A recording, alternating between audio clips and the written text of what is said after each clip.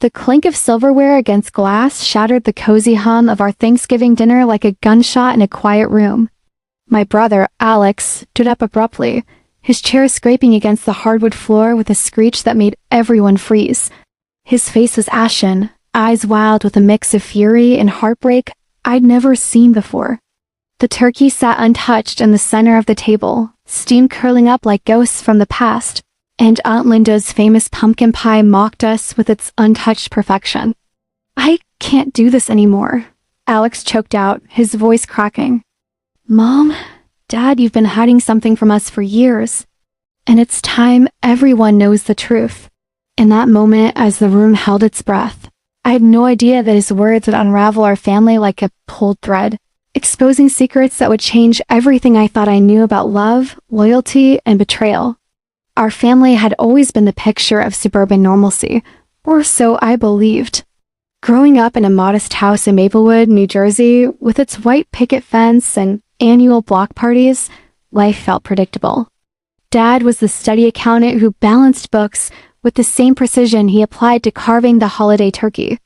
Mom, a school teacher, filled our home with laughter and homemade cookies, her warm hugs a remedy for any scraped knee or bad grade.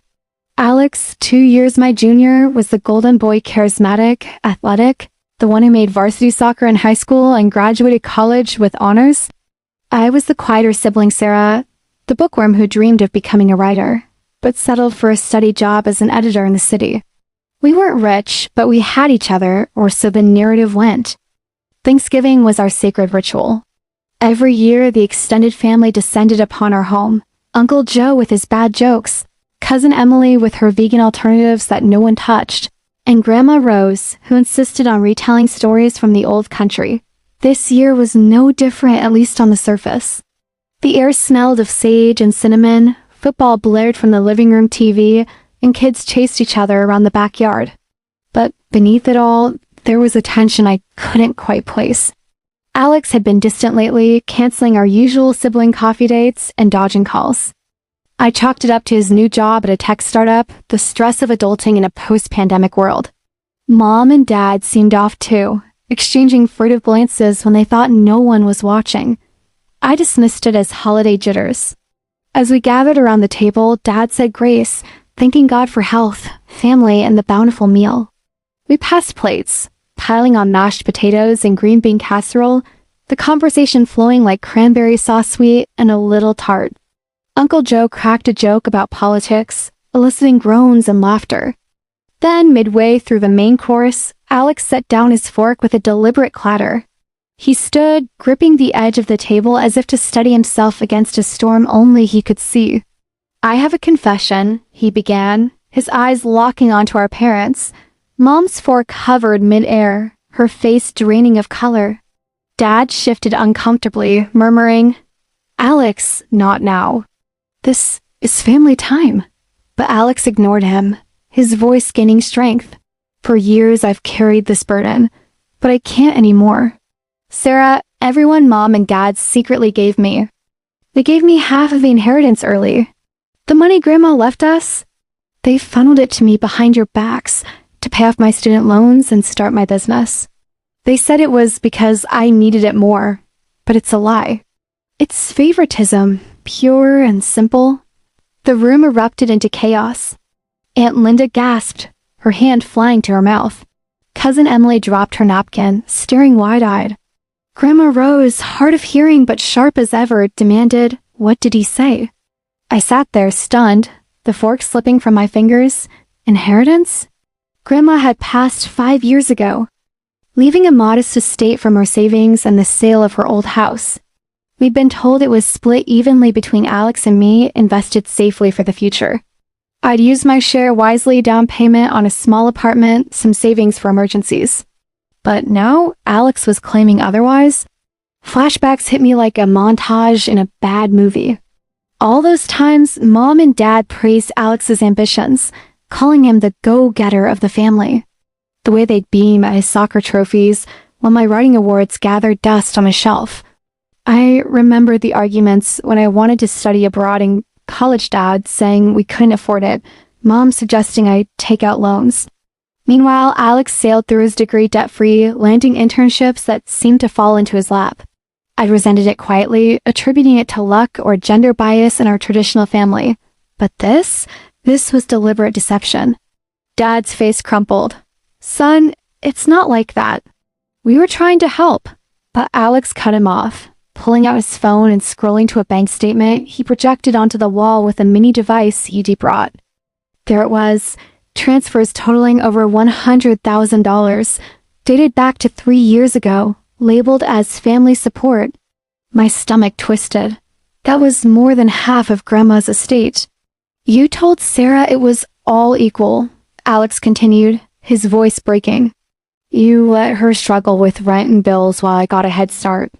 And why? Because you thought I was the one with potential? Because I'm the son who could carry on the family name? Mom burst into tears, her napkin clutched like a lifeline. We didn't mean to hurt anyone. Alex came to us in desperation. His startup was failing. He had debts. We thought we thought it was a loan, something temporary. But then things snowballed. Dad nodded vigorously, his accountant facade cracking. We planned to make it up to Sarah, invest more for her later. But life got in the way, medical bills, the house repairs.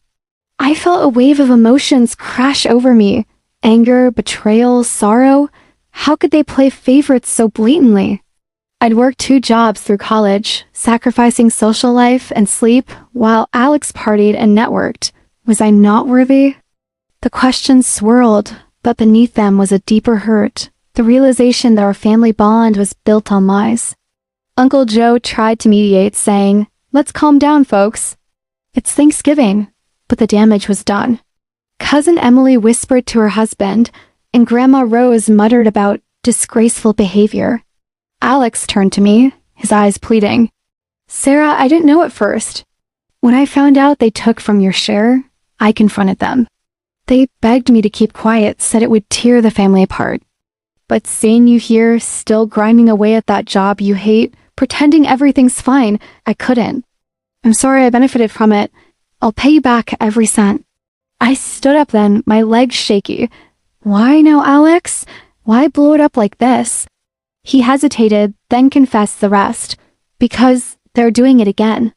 Dad's retiring soon and they've rewritten the will. Everything the house, the savings goes to me. They think you're independent, enough without it. The words landed like punches. Mom sobbed harder. Dad hung his head in shame. The table, once a symbol of unity, now felt like a battlefield. The aftermath was a whirlwind. Relatives scattered awkwardly, murmuring excuses about early drives home.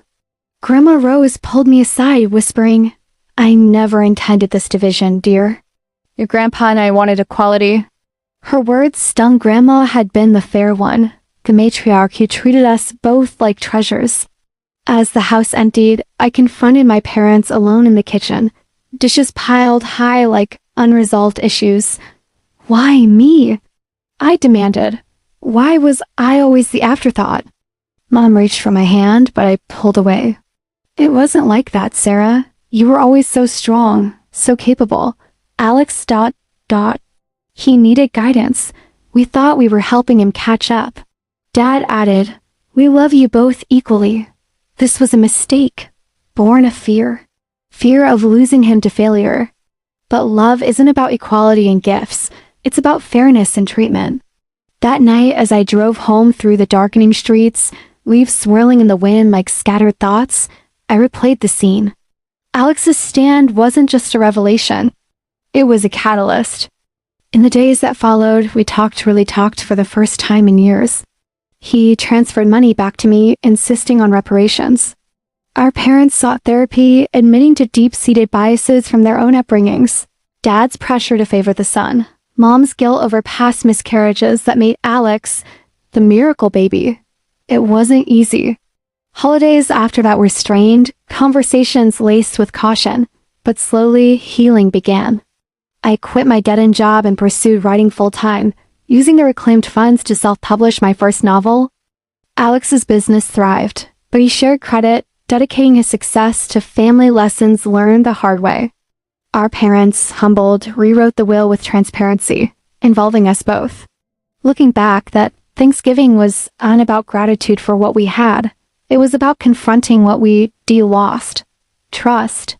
Alex's bold stand, born of guilt and love, forced us to rebuild stronger. Families aren't perfect. They're messy tapestries of secrets and sacrifices. But in unraveling ours, we wove something truer. And for that, amid the pain, I'm thankful.